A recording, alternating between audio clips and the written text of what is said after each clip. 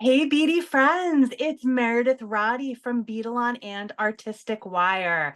Welcome to another class for the Michaels Community Classroom. I am so honored and so grateful to be here with you all. Today we're going to be doing a lot. I'm actually going to be throwing a lot of information at you today. So those of you who are joining me live, welcome and thank you for being here. Please feel free to put any questions in the comments. And for those of you who are watching on the replay, welcome as well. There is always a lot to learn about jewelry making, about designing, about beading, about stringing, all of the things. And I have a feeling that today's class is going to cover all of the different things, but we're going to be focusing today on using a bead board.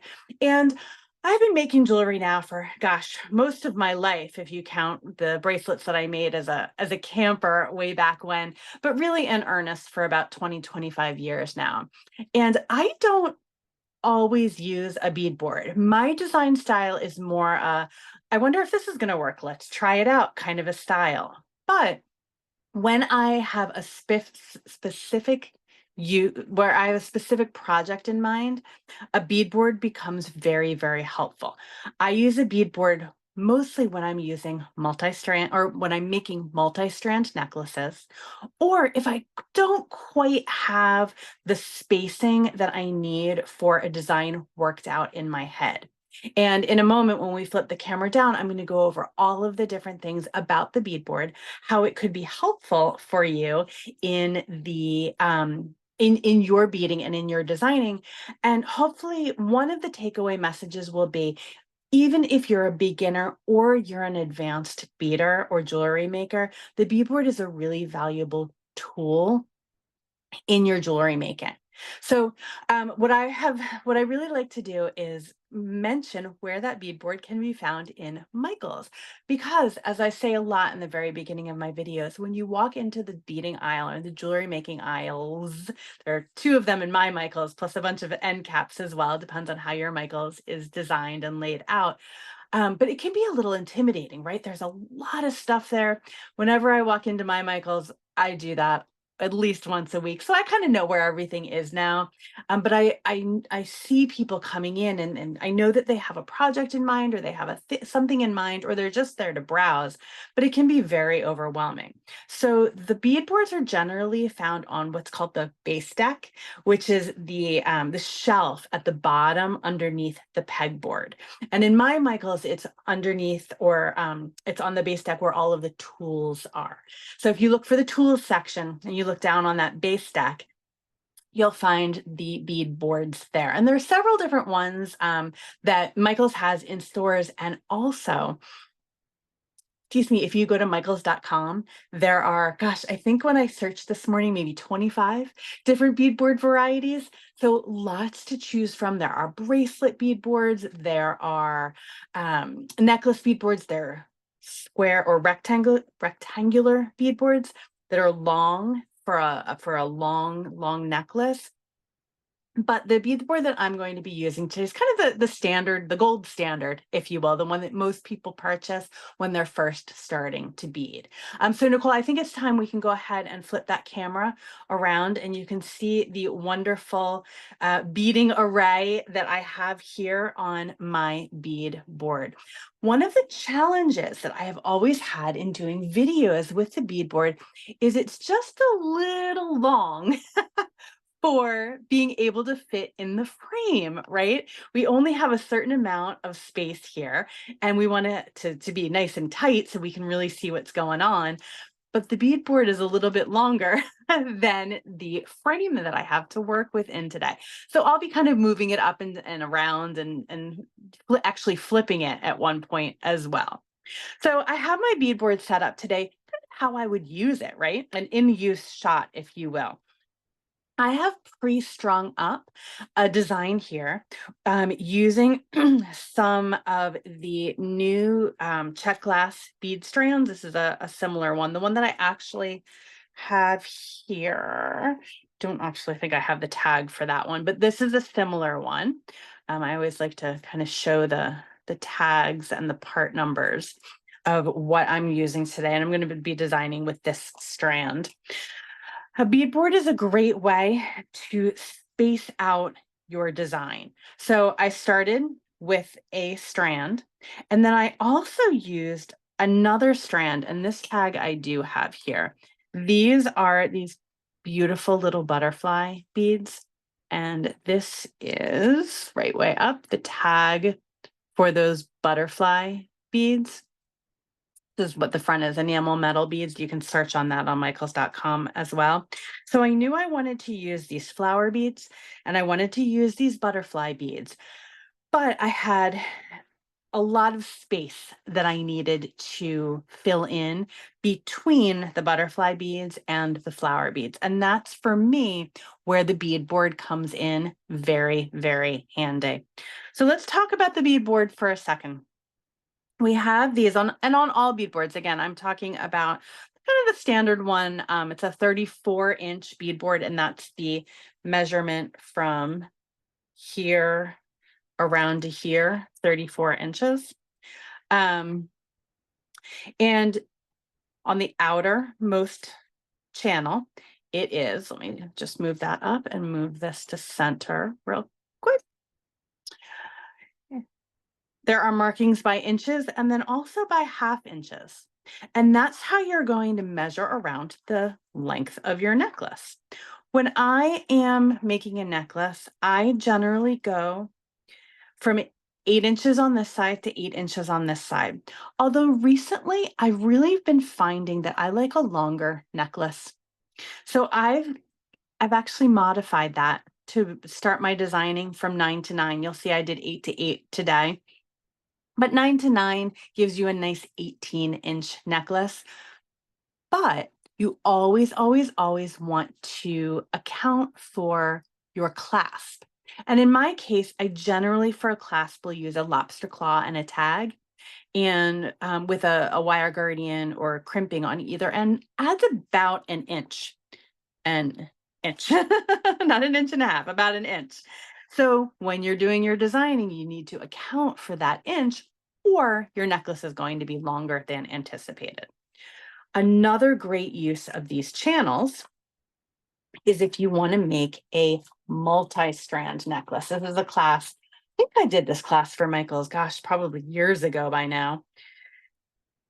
But the beadboard is a great way to design when you're doing a multi-strand design. And that's one of the primary, the second most often use that I use the beadboard for. The thing that you want to be really careful about here, and I've learned this the hard way, and sometimes I forget, is the space between the channels, once you have it made into a necklace, is actually very close.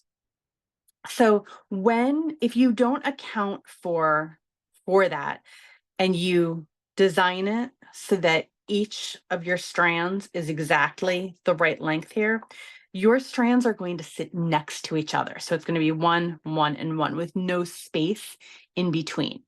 So if that's the look that you're looking for, perfect. But if you want a necklace like this one that's a little bit more spaced out in between the strands, you just want to make sure that you make your longest one about a half of an inch longer than the next longest one, and about a half of an inch longer than the next longest one.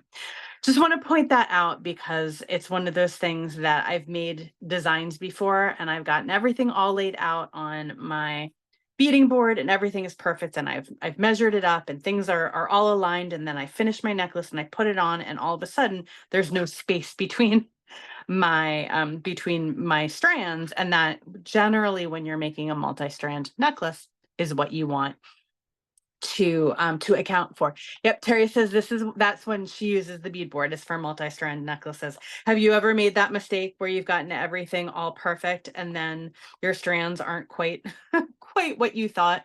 My second step actually after I do it this way is actually I do 2 second steps on a multi-strand necklace. I have a bust that's not a flat bust. It's a rounded bust that looks like a neck.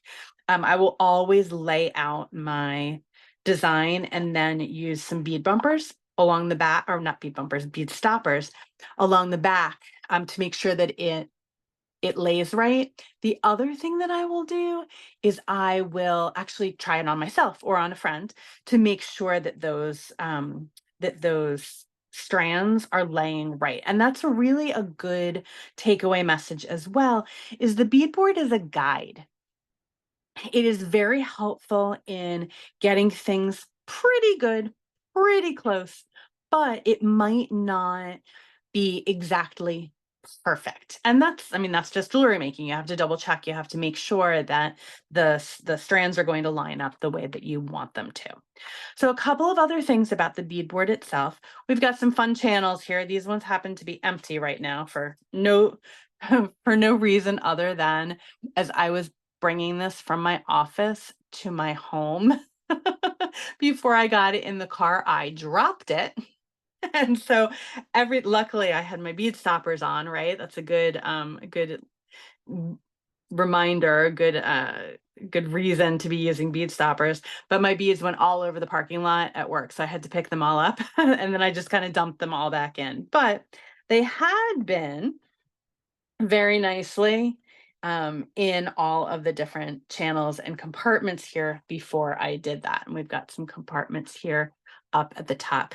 I tend to use these two middle compartments the most to have my beads and then all of my other supplies here as well. The last thing about the beadboard itself is if you flip it around, like I mentioned I was going to do, this part right here is a perfect channel for making bracelets. So not that I would do an all blue cubed bead bracelet, but you can see as you lay your beads out, this is about, I think it's 7 inches, right? 1, 2, 3, 4, 5, 6, 7. It's 7.5 inches. So it's actually a perfect size if you want to make, say, an 8-inch bracelet. If you need to go a little bit longer, of course, you can go down here on the ends here, or if you need to go a little bit smaller, if you have a smaller wrist, you can go smaller as well. But for bracelets especially, this channel for me is unbelievably helpful. I also always need to remind myself, so I'll remind you as well, that the size of your beads and the shape of your beads really matter when it comes to sizing bracelets and necklaces, especially bracelets. If you're using larger beads, and I pulled this is an old class that I did. I thought that I might want to pull some of these beads for this project today.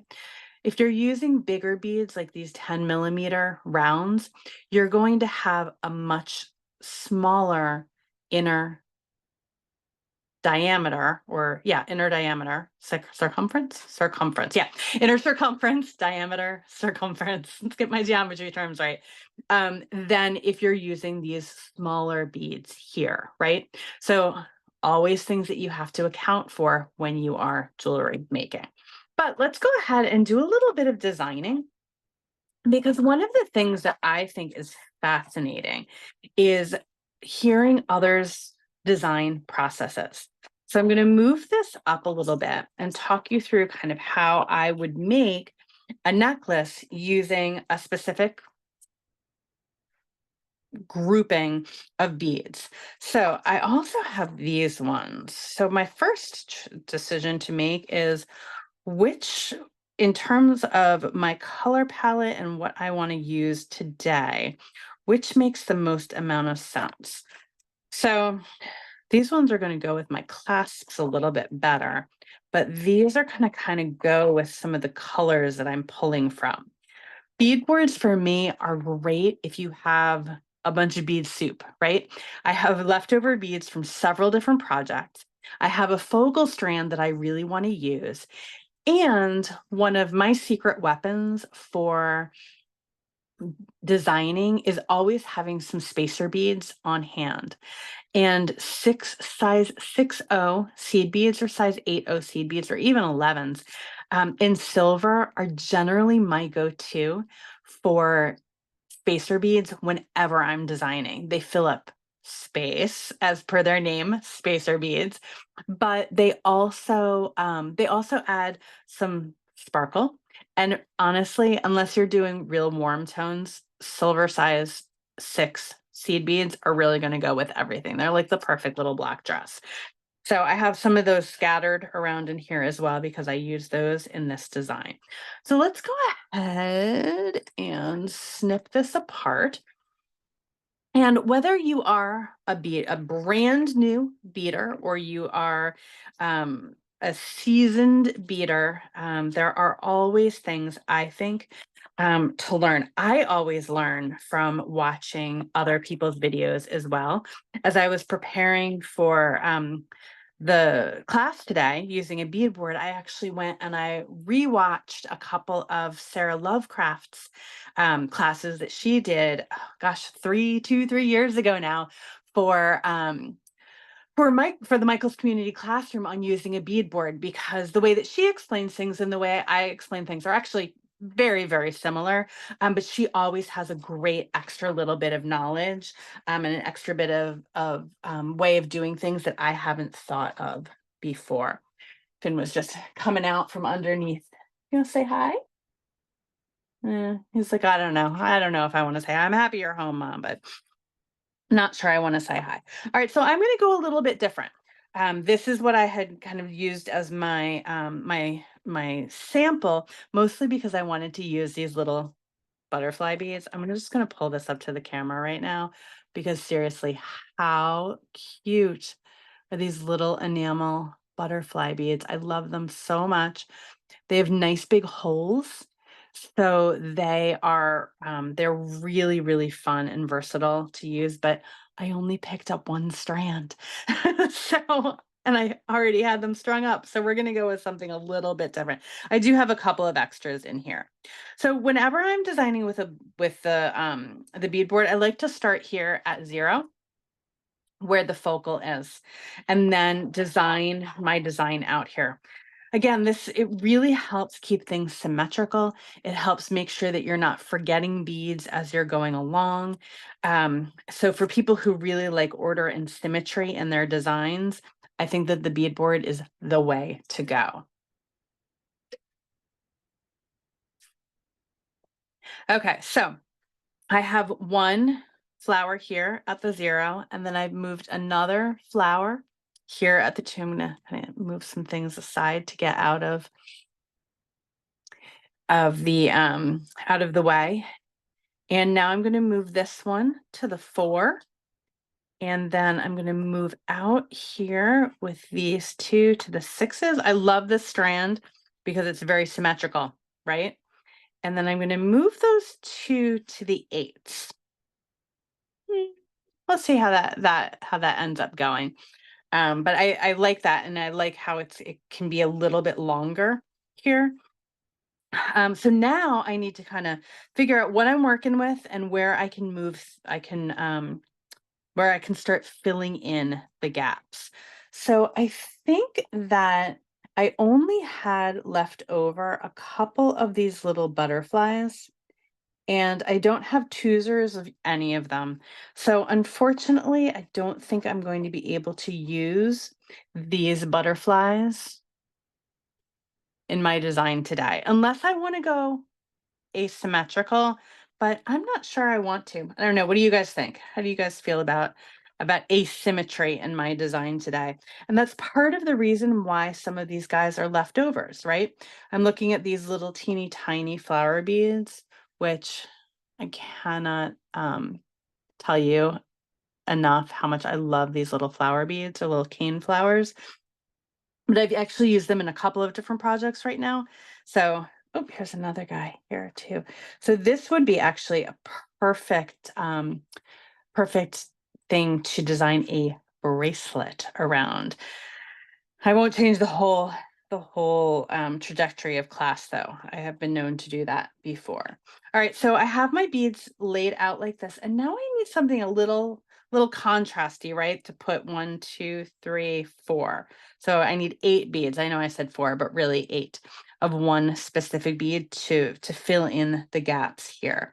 So I think what I'm actually going to do is I have another bead bracelet here that I did for a class. I'm going to cut this guy apart. I don't think I'm ever going to wear him or use him. And I really like the blue beads as part of this palette. So, and I'm doing this to give everybody permission to cut apart jewelry that they might not have use for, right? A lot of things I make for demonstrations, for classes, for YouTube videos, for Michael's community classroom classes, and I don't necessarily need them in their finished state, but using them for extra classes, or I'm sorry, for extra projects like this makes a lot of sense. So I'm pulling out this kind of periwinkle and I'm putting that right in the center. So again, we're doing a very symmetric, a design of symmetry um, to to have our project today. And I think now I'm going to throw in, I'm also feeling a little monochromatic.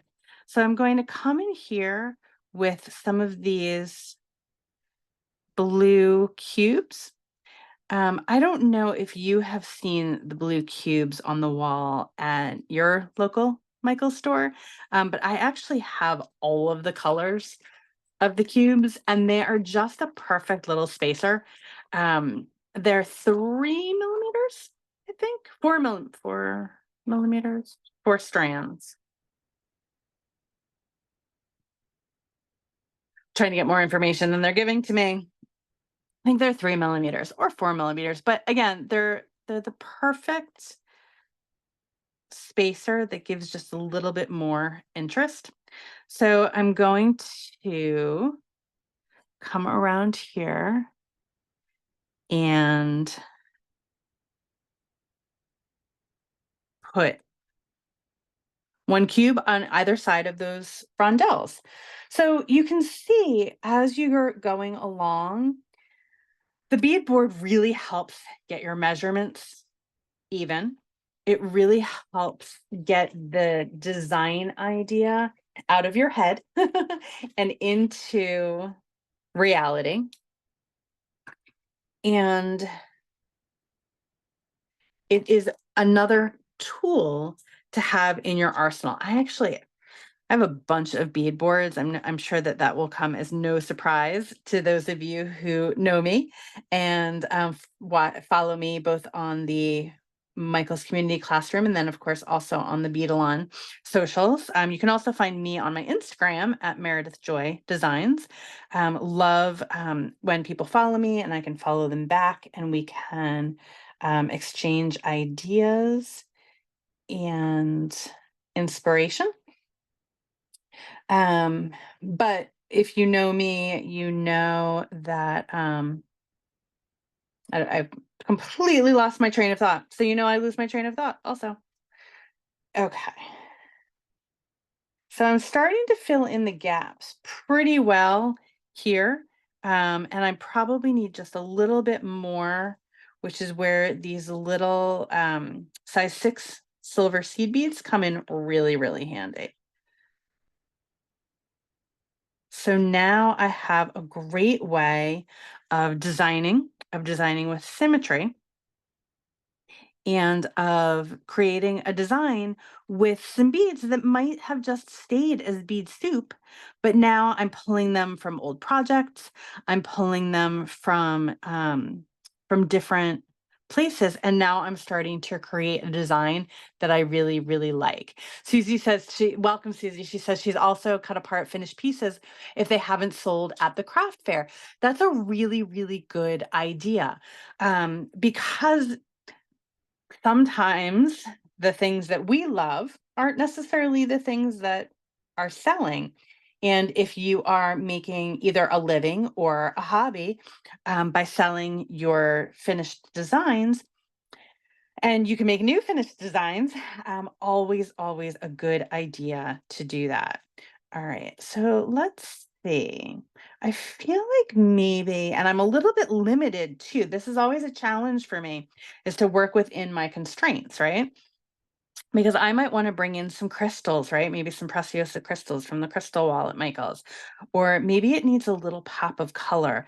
I wish I had some more of these yellow beads. I have 3 mismatched little flower friends. I feel like I'm also, as I'm doing this, I have a very asymmetrical bracelet that's coming together as well. So again, in class today, as we're going along, please feel free to answer or to ask any questions that you'd like in the chat. And if you are watching on the replay, I feel like a little pop of green might be fun here too, right? Let's try and do I want to do a pop of green, or do I want to bring in some more of this aqua? Challenge that I'm having now is I have kind of the front part I've got nice and figured out, but now that back part is a little bit loose. So what I could do is fill in all of the gaps with the blue cubes. I could fill in all of the gaps with the silver size 8s. But Susie said go with the green, so I'm going with the green. We're designing by committee. So I'm going to put my greens over here in one of the channels of my bead board so we can kind of see how useful it is, especially as you're going along. And I didn't even need to cut that. I have got the greens up here. All right, so let's see, where can these greens now go in? I think maybe the greens can go in right here. We're just gonna kind of pop them in, just a little pop on either side here. And I'd mentioned before, but I think that it bears repeating, that the beadboard is really a guideline. It's a tool to get your beads generally about as many and as long as you need your design to be. But the challenge that you'll find, much like I was saying earlier with the double strand necklace, is the differences in minuscule differences in the beads sizes as you are laying it out. Once it's strung up, can make a big difference. So I have my little size 11s here. It's tough to see because I had to set my camera up so that we can get a real picture of what's going on. Are laying this way. But when I string them up, they'll be laying this way. They're going to take up about half as much room. So little zhuzhes along the way will be necessary as I am making my design come to life. So I'm just going to lay out. And again, I love how this allows me to have my beads all in a safe spot, all nestled together, all even. And then once I have it how I like it, since I haven't done any stringing yet, I can switch stuff around. I can say, maybe I don't like the greens where they are. Maybe I want the greens to be in a different spot. Or maybe these flowers have now become too much of the design. Maybe I want to completely rethink how I'm doing that. So much easier to do when your design isn't strung up. I feel like every time I actually do design with a beadboard, I remind myself that it's something that I should use more often, because instead of just jumping in and starting to throw some beads on some beading wire, it really makes good sense to lay your design out beforehand. So I really like that. I think I would just go back and double check and make sure that everything was even and that I had all of my beads the way that I want them. And then I would go ahead and start stringing. I would, however, not end, let's talk just about jewelry construction for a second. I would not end my design with these big beads here. I would taper it down. So I would come back and I would use one of, maybe I'm going to go with some green on the end, just for funsies. So I have these nice flat green beads here. And then I'm going to go with a let's see, what am I going to go with back here? Maybe another green, just to kind of have the idea of flowers and then the leaves at the back. And then I would just add as many beads in the back here as I needed to get it to the length that I want. I tend, this is a Meredith tip. I don't know if it's a pro tip or not, but it's definitely a Meredith tip. I tend to leave the ends of my necklaces with just seed beads or just small round beads or just maybe an inch or an inch or two as not part of my design. Because unless I have my hair up, which sure, I have my hair up a lot, but especially if somebody is talking to you, they don't really need to see an adorned back of your neck. I don't know. It's just for practicality, for saving beads, for saving money, for saving design.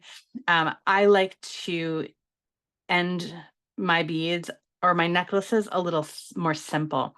I also, if I'm not doing that, I would end it here, but then put on an extension chain. Just a little piece, 2 inches of chain on one end, and then my clasp over here. So I have the ability, especially if I'm going to be selling my designs, so that if someone wants an 18-inch necklace, or if someone wants a 16-inch necklace, or anything in between, it makes it a lot easier for them to be able to have the necklace the size that they want. But since I've already strung this one up, I'm going to go ahead and actually move my beadboard aside, which is easier said than done because I do have quite a bit of extra stuff over here to the side. So I'm just going to put that in the middle. Anyone who has a messy beading space can feel seen, can feel like you've got someone who speaks your language. I too have a messy beading space. And if you will indulge me, as we're going to finish off our design today, I'm just going to talk really quickly about beading wire. If you are an expert beader, if you are a brand new beader who stumbled upon this video on the Michaels Community Classroom, the most important thing to know about your jewelry construction is going to be in the next 4 minutes. 7, 19, and 49 strand. Again, when you walk into the beading aisle at Michaels, there are a lot of choices for beading wire. And it can get very overwhelming and confusing unless if you don't know, and remember just a few very, very simple things. 2 numbers that you have to know. This number here, 7 or 19 or 49, and we make it easy because it's color coordinated, right? The second number that you need to look at is the diameter. So 015, 018, and 024. Now, what do these 2 numbers refer to? The first number, 7, 19, and 49, refers to the number of individual strands that are in this wire that are twisted together and coated with nylon. Picture makes it very, very clear, right? All of these individual strands twisted together and coated with nylon. We've got 49 here, we've got 7 here, and we've got, let's put them in order, 19 here. So what this means is how this wire is going to behave. 49 strand, because it has so many strands, is going to be really drapey. It's going to be the softest wire. It's going to hang the smoothest. 19 strand is going to be right in the middle of the road there. It's not going to be the smoothest, but it's not going to be the most rigid. It's not going to hold its form the most. And 7 strand, because it only has 7 strands, it's going to be a little bit stiffer. It's going to give your necklace or your bracelet more oomph. It's going to have more structure to it. That's the word that I'm looking for. And then the diameter is the other number that's really important. And all of these strand constructions are available in all of the diameters. But if I pulled them all out, I'd have a whole big tower pyramid of wire. And then it gets really confusing. So the diameter is important because that is what is going to fill your beading holes. I mentioned those butterfly beads, those metal butterfly beads before. They have really, really big holes.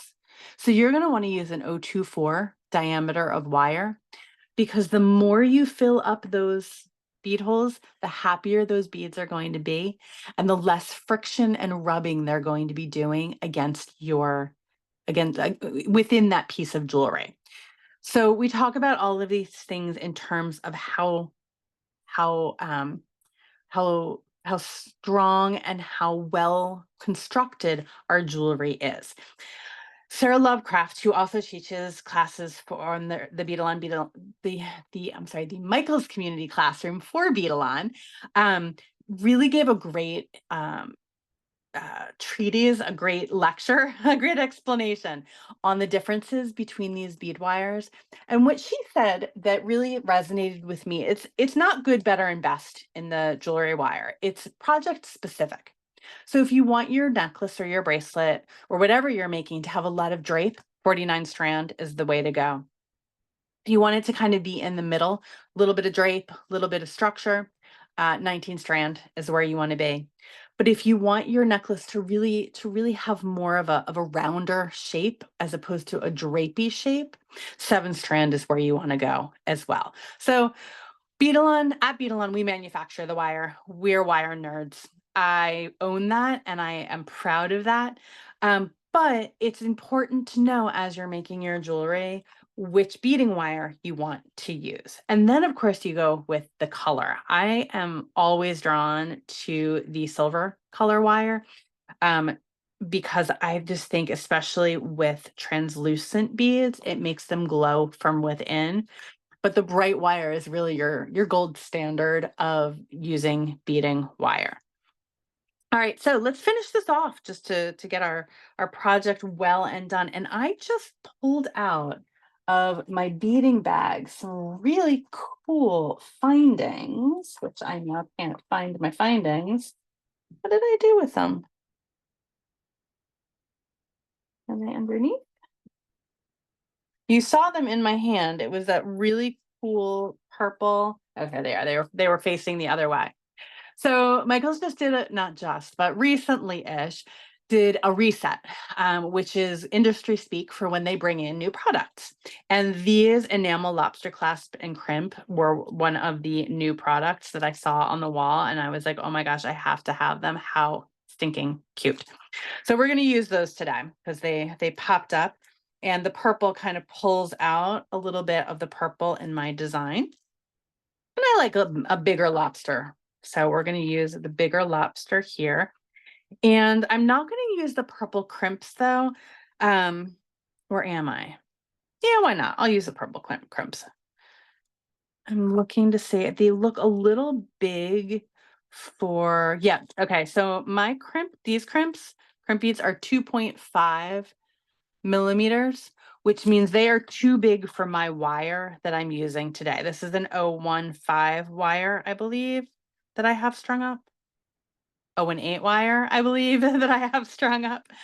So for that, I need a number 2 crimp tube. So we talked about wire really quickly on the crimp tubes. You want to make sure that your crimp bead or your crimp tube, these are crimp beads in here because they are round.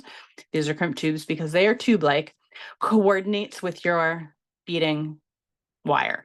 So again, if you have heard me mention this a million times before, apologies, but I feel like it cannot be said enough. You want to make sure you have the proper crimp bead or the proper crimp tube to crimp, properly finish off to crimp your necklace design. And then the third part of the equation, proper wire, proper crimp. The third part of that equation is the proper crimp tool. And there are 3 different crimp tools to choose from. There is the micro crimp tool. There is the standard crimp tool, that's the one in the middle. And then there's the mighty crimp tool, which is the one on the end. And you can see when I close these guys up, I hope, the different sizes of the jaws. Right? You can see that mighty is a nice big jaw, much bigger than the one in the middle. And then the one on the left is smallest still.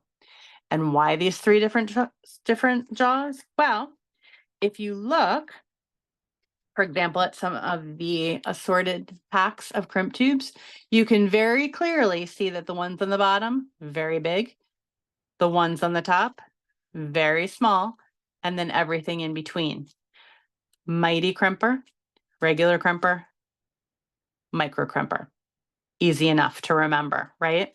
Smallest ones go with the micro crimper. The mediums use the standard crimper. And then the largest ones are with the mighty crimper.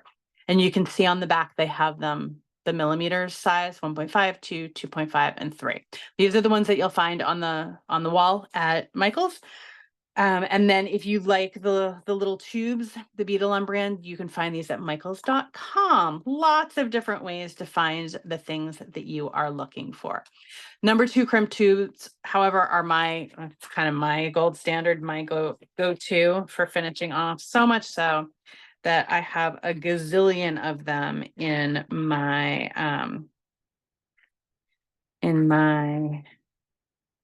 little container here. That's kind of loose. So I'm just going to pull out more than I need.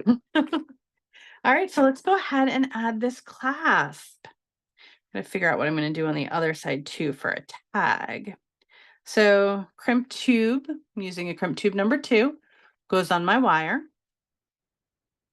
goes through my clasp, up and around and back through that crimp tube. Now notice I'm not worrying about my other side of my necklace at all. Nothing's going on down here. Just hanging out. So that gives me all of the time in the world to make sure that I have this crimped properly. So I am using the standard crimp tool because I'm using that number 2 crimp tube. And I've got some nice wiggle room. Let's see if we can get a little closer here with some nice focus. There we go. See that wiggle room? My clasp is hanging down. It's not pulled in here so tight that my clasp is out to the side and there's no room in here. You really, really want that nice wiggle room to have the opportunity for that clasp to hang out peacefully and happily. The other thing you want to make sure, and it's always a little fiddly for me, is that these wires are not crossed. Left to their own devices, these wires are generally going to want to cross in that crimp tube. You want to do your very best to get those wires next to each other, because then your wire is not crossed and it's not being crushed. Again, we're doing the most that we can to make sure that our jewelry is the happiest that it can be. So our crimp tool, for those of you who are brand new and welcome, has 2 notches. One is in the front and is smooth. One is in the back and has a little notch in it, a little dimple. So crimping is how many steps for those of you who know? A 3-step process, right? Front, back, front. So first thing I'm going to do is I'm going to come into the front of that crimp tube. I'm sorry, front of that crimp tool and give a gentle squeeze. What kind of a squeeze? A gentle squeeze. Then I'm going to come to the back, and now that I have made my crimp into an oval, I'm going to give another gentle squeeze. What kind of squeeze? A gentle squeeze. I'm not giving this a death grip. It's not going to allow me to, but I am going to just give as firm or as gentle of a grip as I can to turn that crimp tube into a crescent shape. So now I'm going to go back to the front. So I was in the front, I went to the back. I'm now back in the front again. And I'm going to try to get a good angle here. I'm going to, again, smush down. And one of the things that really trips people up in this 3-step process is that last step. And what I do is I take my tool and I round it around. Round it, round it, round it, round it, round it. I do not, I know there's some people in watching live who know what I'm going to say. I do not smush it any further, because What the crimp tool does is it rounds it, it smushes it, and then it brings it together. And it allows in this chamber here on the right and this chamber here on the left, it allows the wire to sit happily, just nestled all in there, not being smushed, not being crushed, just nestled and held, not going anywhere. Okay, so how do we do the second part? We've done the first part. Whew, good for us. So I'm just going to thread that wire back through a couple of beads and maybe a couple more. You don't need to leave a terribly long end, but I do like to tuck my ends in rather than snipping them up at the crimp tube, because when I snip them up at the crimp tube, say maybe I can't get it back through, I didn't do good planning to make sure my end was nice and clean. They tend to, and no matter how hard I try, they tend to give me a little scratch. And I don't like that. I don't like to feel my jewelry. I don't like my jewelry to be scratchy. So I just try my very hardest to make sure that I have a bead at the end, or some sort of a mechanism that I can tuck my wire back in. I'm pausing because it looks like somehow this went a little bit tighter than I wanted to. I guess I was not paying as close attention as I should have, huh? Well, let's just see what we have to, I don't know. I don't know what to say about that. But we want to make sure that we have some good room. Somehow I really overestimated how long I wanted to make my necklace. So I'm just going to go ahead and snip that off. It's a little bit of extra wire, and I can actually probably get a bracelet out of that. Maybe that's what I was thinking. I don't know. Perhaps I was not thinking. So once again, another crimp tube here. And I am 99% positive that there were some jump rings or some rings of some sort that were also in this enamel finish. And I am remiss because I did not purchase them. So I'm just going to go ahead into my goodie box here where I keep some clasps, some crimp covers. Everything has kind of gotten jumbled up, but usually I have some tags in here. They might be in a different box. They are in this box here. I am definitely not at a loss for boxes of findings and things. Let's see, do I have any tags in here? Where did my tags go? Note to self. Oh, here's one. Okay. So I tend to like using a tag rather than a jump ring if I am only using beading wire. If I'm using a wire guardian, which is a little horseshoe shaped ending, which I'm not using today, but if I were using a wire guardian, just in case you don't know what I'm talking about, this is a wire guardian, then a jump ring is fine. But I find I don't like recommending just using a jump ring if you're using beading wire. You want something that is as closed, as soldered as some sort of a closed ring, because the beading wire sometimes can be so thin. And I don't know about you, but sometimes we don't necessarily close our jump rings the best that we possibly can. So it's better to use a closed ring at the end of your design. And plenty of clasps come either with tags or with another half that's a closed ring.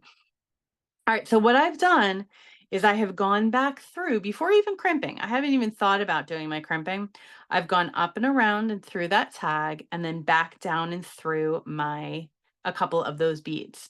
So I'm going to go ahead, make sure I have a little bit of wiggle room here, and I'm going to do that 3-step process again. So one in the front, one in the back, and one back in the front, and around and around and around.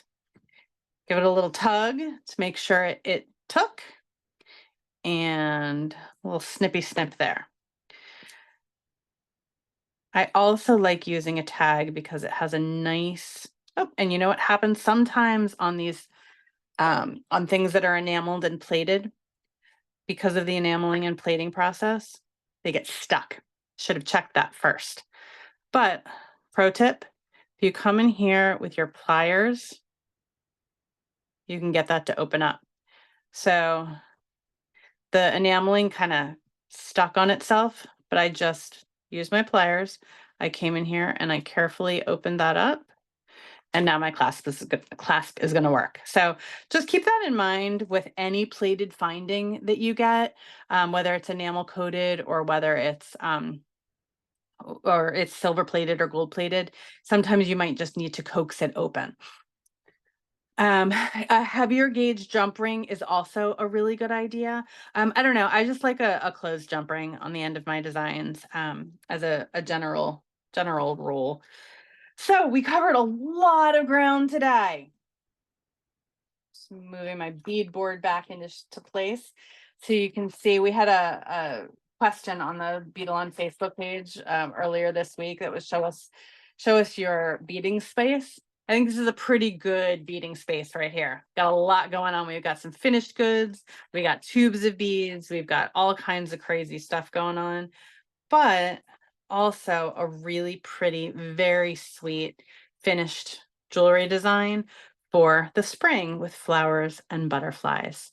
So Nicole, I think, gosh, we covered so much today, but I think it's time for that upward camera so that I can say thank you so much for everybody who participated today, who joined me in the class for the Michaels Community Classroom. I will be back every month. I do a class now. I think it's the second Wednesday of the month. And then, of course, Sarah Lovecraft also does classes every kind of alternate Mondays for mine on behalf of Beadalon for the Michaels Community Classroom. Again, thanks, guys, so much for joining me. The replay will be available in 24 to 48 hours. And if you are catching me on the replay, be sure to head on over to the Michaels Community Classroom web page to see all of the classes, not only jewelry making classes, but also amazing crafters teaching amazing crafting for all of us to share and learn together. Thanks, Nicole, for being a great moderator. We'll see you guys in about 4 weeks. And until then, happy beading.